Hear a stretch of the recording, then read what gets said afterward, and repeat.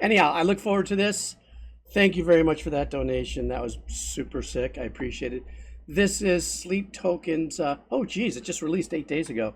It's already got almost 500,000 views. That goes to show you what kind of inertia these guys have in this album. So this one's called Ascensionism. Ascensionism. Yeah, let's do this. All right. I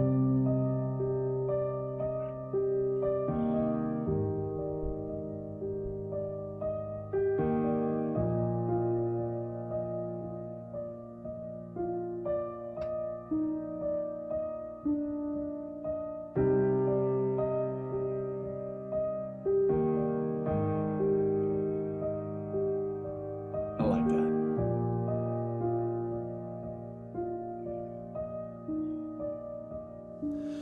Well, I know what you want from me.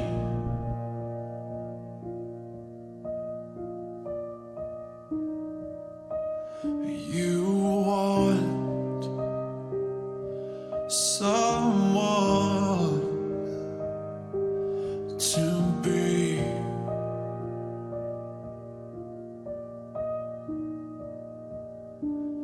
Your reflection, your bitter deception, setting you free.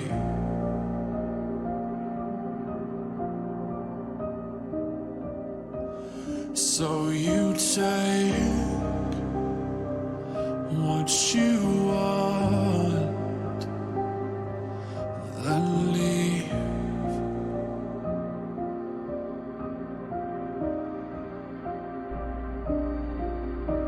God, that meandering pad in the background.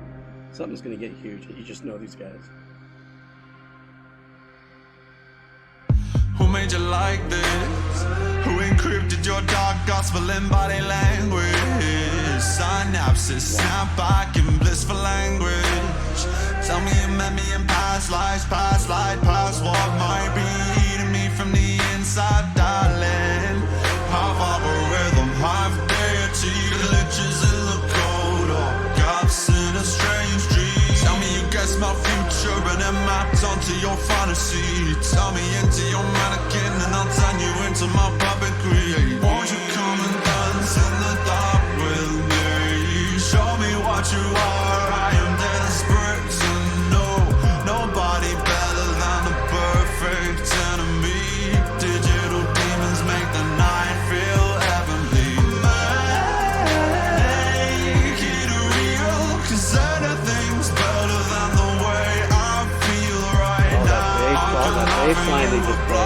Clear paradise, diamonds in the trees, pentagrams in the night sky. Lipstick, chemtrails, red flags, pink nails, with one eye on the door, other eye on a rail, other. Totally unexpected. Like I said, this is what's so glorious about this album thus far. I've only listened to about 4 tracks. Is what they've done. First of all, this guy's voice, like I said, is just unbelievable. It's so instantly recognized as Sleep Token. I think another thing about this band, because there's some other guys that I like watching, Nick Nocturnal and Finn McKenty and stuff, and they talk about these guys a lot because apparently they're just kind of like they have masks, so people don't really know who they are. I mean, I've noticed they've worn masks, but I didn't realize it was part of their mystique that they're just wanting to put their music out there. It's not really important who they are, which is really super cool. But one of a couple things about this track that's beautiful is, number one, that guy's got an incredible voice. But when the vocal, I forgot it. What's the name of that plugin where it can make people sing in and out of tune, vocal tuner thingy? What I love about it is that's being used as an effect to enhance that part of the song. It's definitely not for him to stay in tune, because this guy rips. The unique messing around. The autotune, thank you. The unique messing around with what seems to be a rhythmic piano pattern, and then when you're expecting the left hand is going to put down that note on the 1, he'll do it on the E and E on the 2 or something. Everything's in tempo. There isn't really super slick trick stuff going on. And there's meter shifting or anything like that. It's just where they decide to emphasize the entrances and stuff or the next note landing. And then when I just jumped out and I said, oh my God, did you hear that bass line? There was a bass run in there, very low sub-synthy bass kind of from here. Like if you got one of those cars or one of those speaker systems that has that, like those subs, you know, blown out that drive by my house and rattle the fuck out of my windows.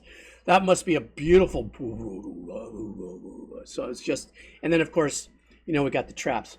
One thing I do know, I'm only 3 minutes into a 7-minute song, so there's probably going to be some metal somewhere in this. But this is groundbreaking, kind of pushing the elements, production, arrangements, and just wanting to get the music out there that they feel from here. That doesn't need any pre-branding of I don't know. I'm just talking. The other eye following a scarlet trail, and the last few drops from the holy grail. Now rose gold chains, ripped lace, cut glass, blood stains at the collar piece. Just don't ask, be the first to the feast. Let's choke on the past and take to the broken skies at last.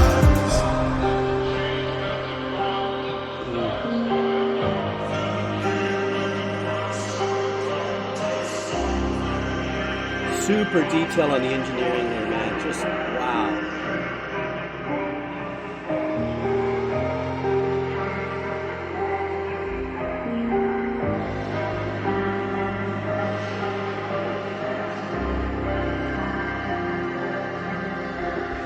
Diamonds in the trees, pentagrams in the night sky.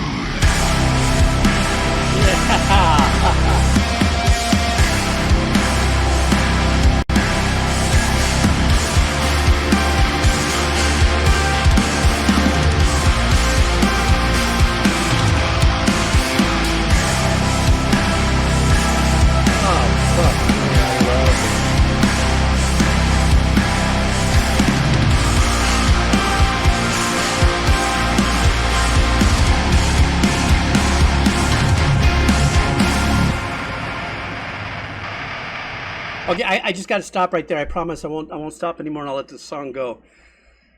What Sleep Token, I believe, and I don't know that they're the only ones that have ever done this, because I'm not that very well versed in popular music and what's out there, except for my channel and whatever. What they've done is they've introduced the balls in a lot of their track, the bottom end of this kind of metalcore vibe with these unique guitar tones, and has made it accessible to a much wider audience by integrating the ethereal, ambient approach of their arrangements and compositions and engineering. And then when they throw in, you know, some of this more core metalcore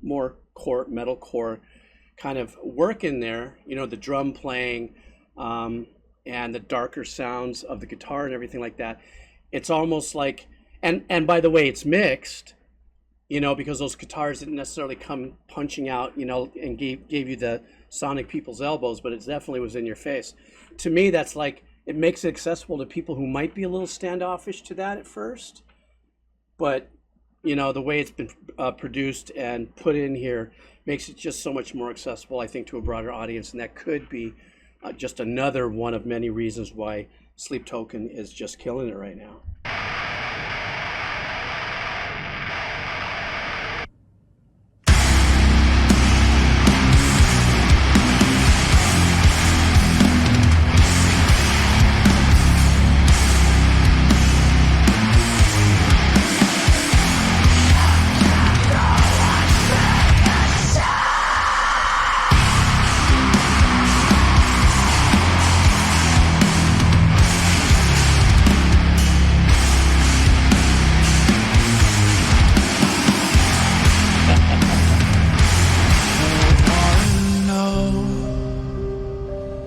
What you want from me,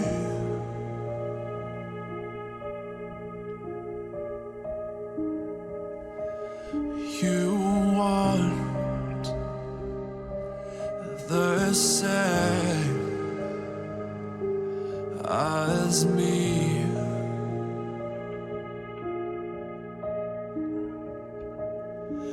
My redemption, eternal ascension, setting me free.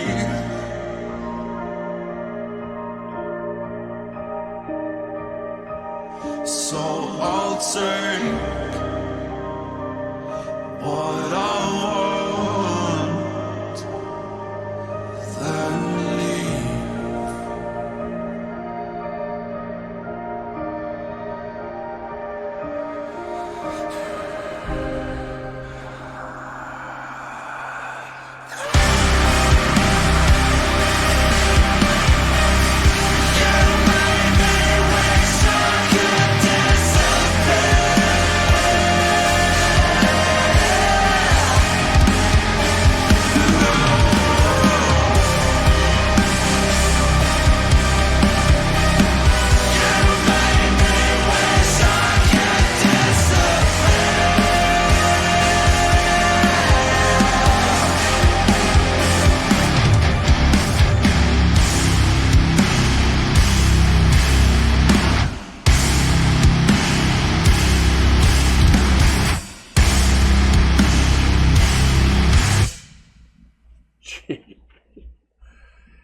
There, I feel like I just have to go and listen to the whole album because I've only been kind of bits and piecing it, and I haven't given it like the full twice baked. That's what I like to call it. You know, when I listen to an album first now, and I'll go back and maybe listen to one on the channel. I got to go back and listen to this again. You know, there were a couple little notes that they dropped, some very weird, kind of stepped or kind of resolved the key at times into something a little more lighter in a major way. You know, like the major third or something.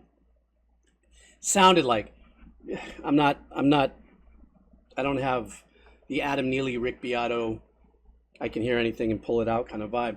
But one of the things that was great is that those small passages when they came in with the drums and the hard and the crushing guitar tones and everything like that.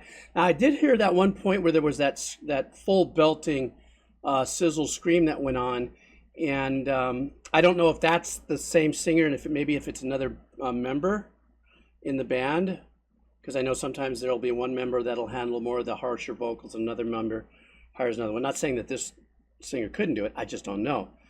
But one of the things is, especially like what we heard at the very end with those chord changes, there was that little dun dun dun dun dun dun dun dun, except the thing an octave higher, that was playing out in the back. So to me, while they're doing this metalcore vibe, there's these little pop elements in there that they integrate in there. These real simple sequences and stuff. Usually in metalcore, those background sequences, for what little I know, so I shouldn't say usually in metalcore, but with my experience is that any sequences in metalcore usually is a lot more complicated, you know, by virtue of rhythm and performance and stuff, because they push that envelope, you know. But what a great, I appreciate it, man. That was a great suggestion. Because, you know, I haven't been doing much of any reactions on that other channel. It's more like the twice baked thing. So anyhow, thank you so much.